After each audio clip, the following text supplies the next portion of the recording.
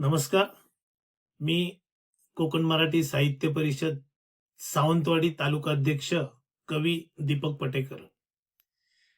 आज आपण पाहत आहोत, केवळ सिंधुदुर्गात नव्हे तर अवघ्या देशात लोकशाहीचा चौथा स्तंभ डळमळीत झालाय असे चित्र दिसते. काही मोजके चॅनेल किंवा काही मोजके पत्रकार सोडले तर लोकशाहीच्या चौथ्या स्तंभाला अभिप्रेत असलेलं काम खूप कमी जणांकडून होते.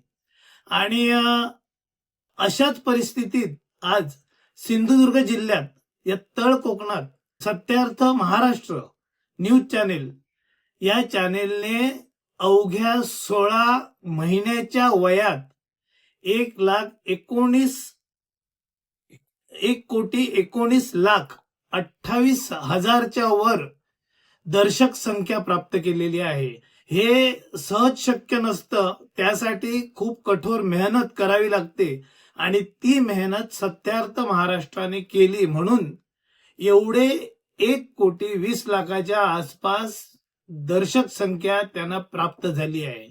त्याचबरोबर अवघ्या 16 महिन्यात 16,000 पेक्षा जास्त सबस्क्रायबर, जवळपास 16,047 सबस्क्रायबर सत्यार्थ महाराष्ट्राने प्राप्त केले आहेत.